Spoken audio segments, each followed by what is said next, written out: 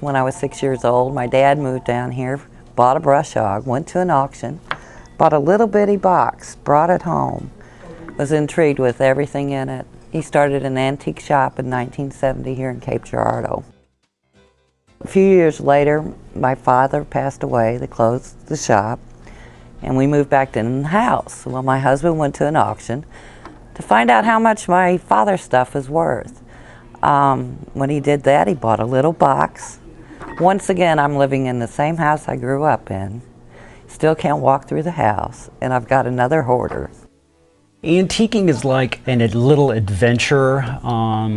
You never know what you're going to get. I became a collector at a very early age. A story that my parents used to tell a lot was whenever I was 7 years old, I was missing for dinner and no one could find me. What had happened was I ran off and saw an auction going on and saw everybody putting their hand up, bidding on stuff and winning. So I started doing that and winning a lot of auctions. The problem was I didn't have any money. My husband and I got into this business in sort of a roundabout way. We went to an auction one day at Jackson, Missouri back in the early 80s, and there were 3 or 4 boxes of old vintage magazines, romance and movie magazines, much like these that you see here today. So we bid on them, and guess what? We got them, and that just got us on a head start to a paper kingdom of all sorts of different kinds of things. My husband and I, the first week we were married, we went to an auction and began collecting, and we bought a table and only owned a Volkswagen, so thankfully somebody had a truck to bring home the table we bought.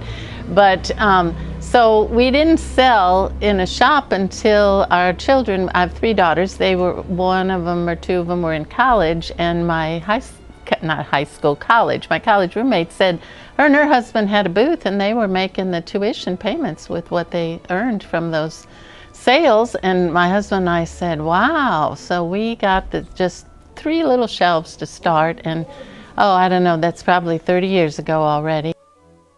I would describe antiquing as just one big treasure hunt. It doesn't matter if you buy things to resell. It doesn't matter if you buy them just because you love them. I do both. I do this definitely for fun. It's a hobby that's turned into an obsession. I finally admitted it. But you end up with a passion for collecting, and you never know, like I say, what there is in store for you. Once you go out, you see something, you know, you can say, I'm looking for this, and you go complete 360 where you're already purchasing something else different. It's almost like a drug, at least it is for my husband. He just has so much fun. He calls him, everything's his treasures. Every weekend we go find treasures. Sometimes we go out of state, we go to different auctions, sometimes in Kentucky, Indiana. Every time we go somewhere, we stop at an antique shop. That's when we travel, we're always shopping. Most of the things we've acquired have come from auctions and tag sales, and on 1 or 2 occasions from pig barns in the middle of a field, where literally we, with the farm dogs, went to the barn and came back with about 800 vintage magazines, which was quite an experience. The pigs were not particularly friendly, but it's okay, it worked out. It makes the adventure all the more sweeter. Getting to go to a unique place, to buy a unique thing. There's the story, it's the experience. Not only you making history, you're selling it as well. Any little town that you go through, it's always such a treat to get to stop at the little local antique shops and go through, look and see what they have. And it's amazing what you'll find that makes its way back to Missouri. I think the downtown Cape Girardeau area is really good for antiques. We have quite a few shops. I think somebody said 9 down here. It's very strong. It's a community of the people downtown. I think we have over 14 different antique stores in this area, so it's where collectively everybody likes to set up. Oh, it's becoming one of the places everybody wants to come to. They come from Kentucky, Illinois. They come from St. Louis even. Cherokee Street in St. Louis used to be one of the hot hubs for antiques, but we've got probably 7 shops just down in 2 blocks radius in Cape Girardeau. And we're becoming a place that everybody knows. Go to Cape if you want to do antiquing. I think the antique market here in downtown Cape is one of the best in the state, if not the country. We have a great variety of stores. They start not on Main Street, just go up Broadway. I mean, I couldn't even tell you offhand how many there are.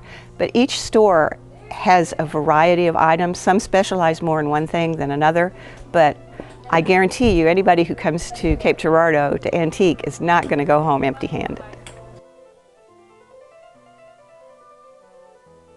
I think people are interested in antiques because there's a real sense of nostalgia. There always has been, and I think there always will be. Whether you grew up in the 70s and Star Wars was your special thing, or if you grew up in the 50s and metal dollhouses were your thing. I think it's just a sense of nostalgia. I think it's also comforting in many ways. Antiques are reminders of our past, and that's very important. The reason we're interested in antiques, one of them is we feel like the old things have quality that newer products, same item you could buy today wouldn't have the quality. Also, just they're interesting, their history, and so it's educational and just fun.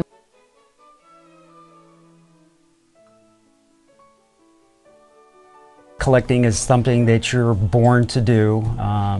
I've been doing it for almost 40 years and it never gets boring. My husband used to be very quiet, and he's still quiet, but if you get him talking about antiques, he's a totally different man. He's very communicative, and he's very knowledgeable, just like my father was. Well, if you've never thought about buying and selling antiques, I'd say it's more than a hobby, it's a vocation, an avocation, and it's a great retired person's activity. I heartily recommend it.